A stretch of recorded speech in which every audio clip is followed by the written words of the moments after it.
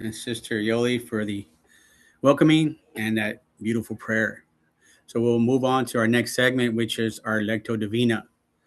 And those that may be listening for the first time and not know what Lectio Divina is, um, it's a fancy word of saying divine reading.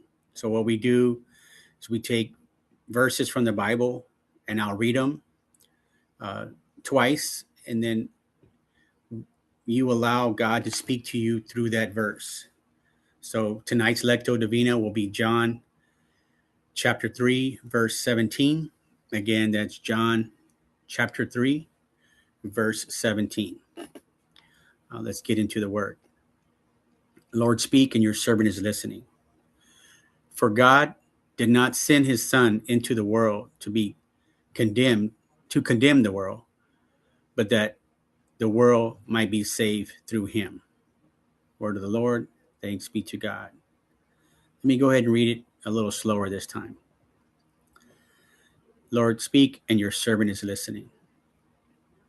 For God did not send his Son into the world to condemn the world, but that the world might be saved through him. Word of the Lord. Thanks be to God. So right now I invite you to close your eyes and open your heart and ask God, what are you trying to tell me through this verse? We'll go ahead and take some time and we'll come back.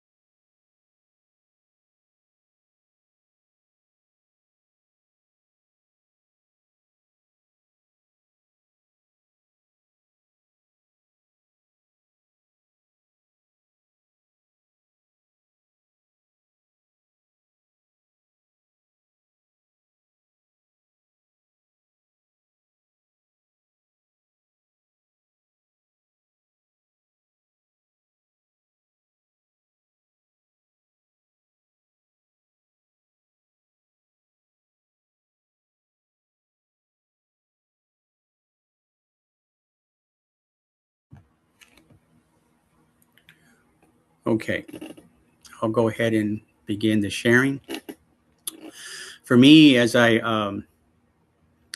read this verse, sorry, listening to his voice, I noticed something beautiful in that verse. It said, Jesus did not come looking for reasons to reject us. He came looking for ways to save us.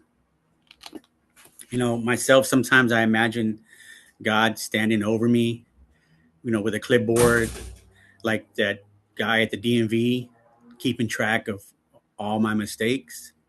But in this verse, it reminds us that, God's first desire is not condemnation, but it's salvation. He sees my failures, my struggles, even the things that I tried to hide, yet he still chooses mercy. And I think about it like this. When your phone or when my phone is down at 1%, we don't throw the phone away. We plug it in, right? Because it still has value. And it's kind of the same way that God does us. He doesn't give up on us when we're running low. He comes to restore us, recharge us, and remind us that we're worthy. So, how can I use this in my daily life to help with my journey with God? I think for myself, I find it easier sometimes to condemn ourselves than to accept God's mercy. Sometimes I replay the old mistakes that I have. I hold on to guilt. I believe sometimes that I'm not worthy enough, yet Jesus says, I came to save you, not to condemn you.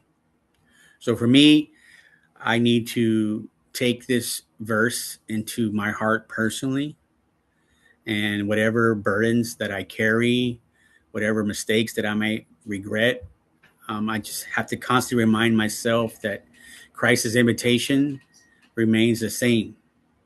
He wants me to be closer to him and not further away. So thank you for letting me share it. And if anyone else would like to share.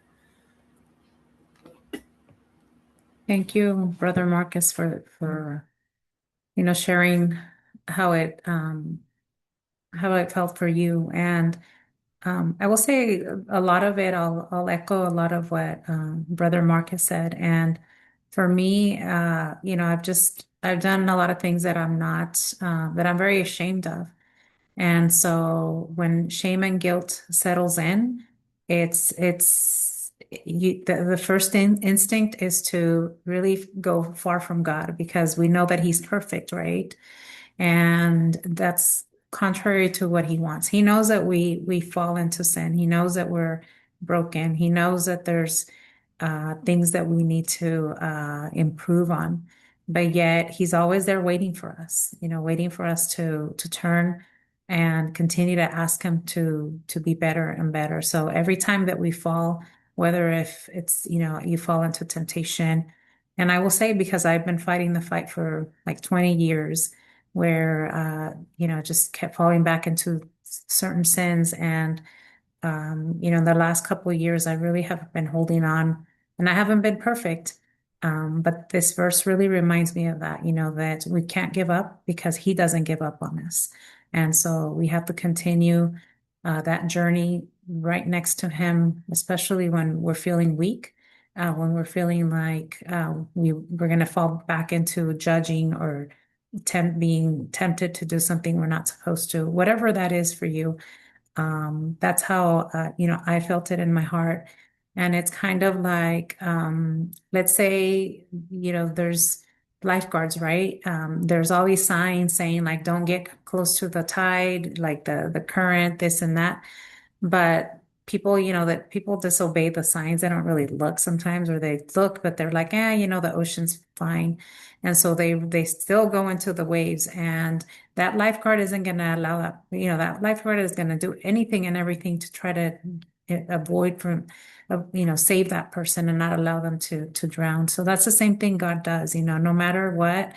It can relate to someone in law enforcement, right? Sometimes, an officer will shoot a suspect or whatever, and they still go and try to save them and call, an ambulance to help that person. So the same way God does, right? Like even though sometimes He knows we're in the wrong, He is still looking to redeem us. And more than anything, His love, is seeking our salvation, our eternal life. And so that's how I felt it in my heart, that we shouldn't give up, and we shouldn't let shame, guilt, or any of those things,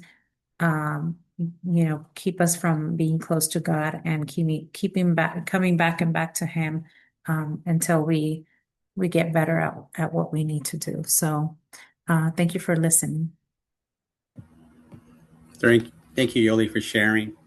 Before we close the Lectio Divina, I always try to get a reflection question, especially those that are watching at a later time. So tonight's reflection question for you when you're listening is, where in my life do I need to stop condemning myself and begin accepting and the saving love that Jesus freely offers? So that's something for you to contemplate while you're in your journey with God. So again, thank you again for joining us in this Lecto. We are moving on to our next segment, which will be the talk that I will be giving. It's titled "The Entrance to the Fig Leaves and the Effects of Sin and Redemption of the Body." So if one of you would like to pray for me, and then we can get started.